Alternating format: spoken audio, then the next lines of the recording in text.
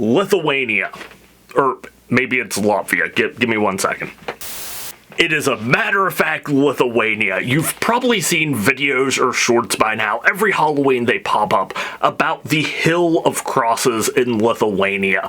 A rural hill covered in tens of thousands of crosses. And yes, while it's unique and weird and kind of creepy, it has a fascinating history that goes back centuries. It has been built, destroyed, rebuilt, and redestroyed, each time becoming larger and larger and more elaborate over time. Growing from just a couple humble crosses on a hill to a pilgrimage site for Christians around the world. And if you like stories of the creepy, weird, and macabre, make sure to hit that subscribe button, and as always, thank you for watching. The Hill of Crosses is only located about 16 kilometers outside the Lithuanian city of Šiauliai. And the origins of the Hill of Crosses date back to the mid-1800s, shortly after the end of the Russian-Polish War of 1830. This is going to be a recurring theme throughout this video. The story of Central and Eastern Europe tends to be, it sucks to have bad neighbors, being smished in between Russia and the empires of Europe.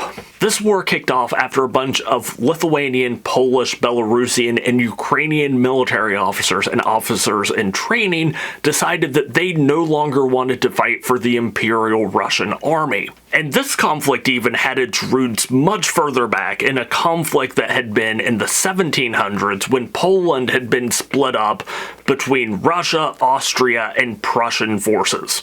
Again, it sucks to have the empires of Europe and Russia as your neighbors. At one point, there had been a fort where the Hill of Crosses is today. Several Lithuanian soldiers had been killed there, their bodies never brought back home and given proper burial, so eventually family members would bring crosses to the hill for memorials for them.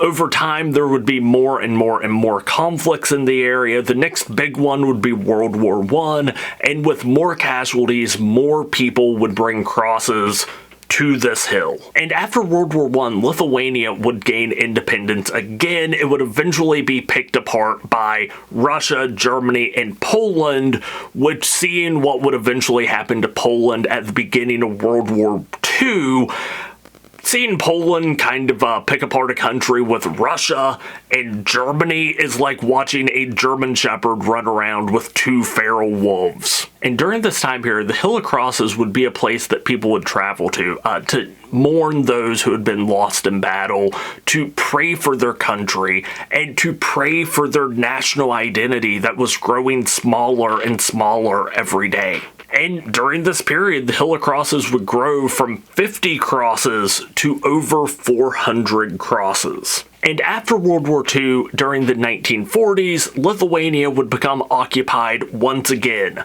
this time by the communist powers of the Soviet Union, a fate truly worse than death. And as you know, by being dirty communists, the Soviets had the religious tolerance of a pack of unbathed basement-dwelling Redditors, so they immediately declared war on the Hill of Crosses.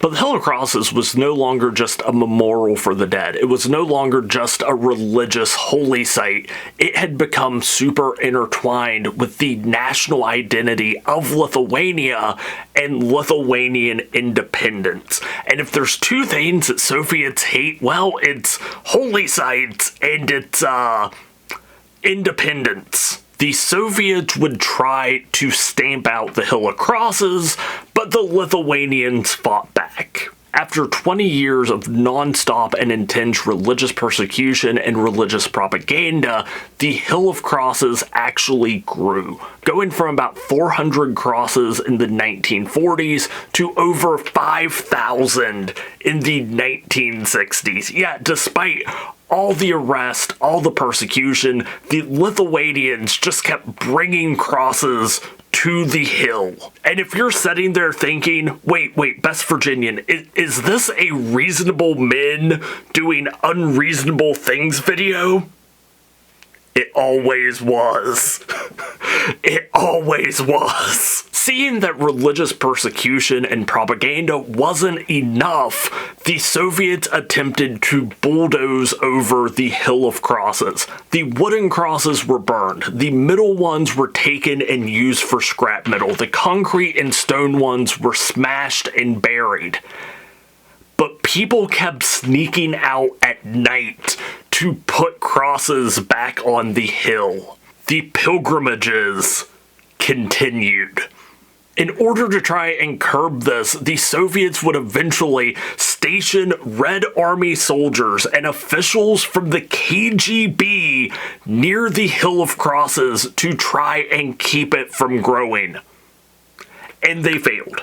Yes, even the Soviet equivalent of the CIA stationed in Chile could do nothing to keep people from bringing crosses to this hill. The Soviets even went as far as incarcerating anyone who was seen going near the Hill of Crosses or carrying cross-building materials anywhere near the hill. If you were near Chile and you had, two pieces of wood and one was like 2/3 the length of the other, you were probably going to jail. Like, comrade, why? What are your intentions with these pieces of wood? Oh, I need to fix something on my... No, niet, straight to jail. This is one thing that I kind of love about the Cold War. Obviously, the Soviet regime did a lot of horrible things. Obviously, the CIA did a lot of horrible, unspeakable things. But then you have these little things, like for the CIA, they could not assassinate Fidel Castro. They had zero luck. They tried like hundreds of different ways to do it. They could never pull it off. The KGB, on the other hand, it's like people keep bringing pieces of wood tied together to this hill. We cannot figure out how to stop them. The site was bulldozed over 4 different times, and when it kept failing, when this did nothing to keep people from coming to the area and erecting new crosses, it was even being considered damming a river to flood the entire site. That was never done, but it was on the table. The KGB went as far as doing these elaborate psyops to try and convince individuals that there were pandemics going on, horrible diseases in the area of Chile, and that no one could travel from outside the area to it, in fear that they would bring pieces of wood to a hill. Like, imagine trying to go somewhere and being stopped by the police, and it's like, no, I just need to go to Chile. It's like, niet, comrade. People there have sniffles. Niet. Even with all this going on and all the persecution, between 1960 and 1970, an estimated 1,300 crosses were removed from the hill. And then the Soviet Union collapsed. Communism failed again. Kind of a foregone conclusion, but anyways, this led to the Hill of Crosses becoming a holy site once again. Unfeathered pilgrimages, people were bringing crosses from not just across Lithuania and the former Soviet Union, but from across the globe. Soon, over 55,000 crosses would adorn the Hill of Crosses once again. And in 1993, Pope John Paul II visited the Hill of Crosses, declaring it a spot for hope, peace, love, and sacrifice, going on to say that the Hill of Crosses was similar to the Hill of Golgotha, the hill that Jesus Christ bore his cross up.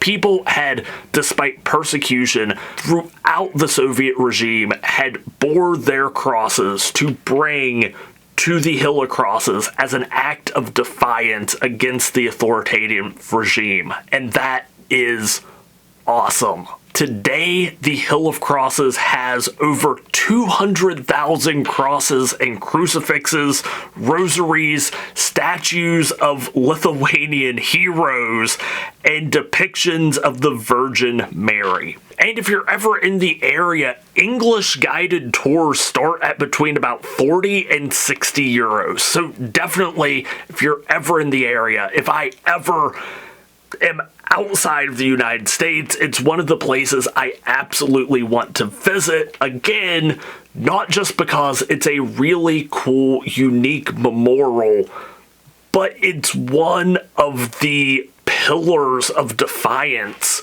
A small group of people defying a much larger empire, and at the end of the day, winning. You might not like what they did.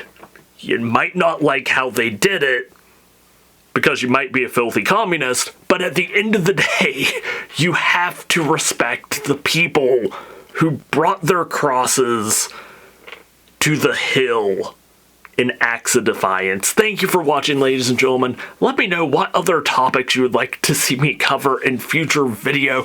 What are your thoughts on the Hill of Crosses? Have you ever been there? Have you ever been to Lithuania? What weird acts of defiance or just brutalist architecture? That's something I definitely want to maybe do videos on at some point. Just talking about weird Soviet brutalist architecture, because it's pretty neat. Let me know down in the comments.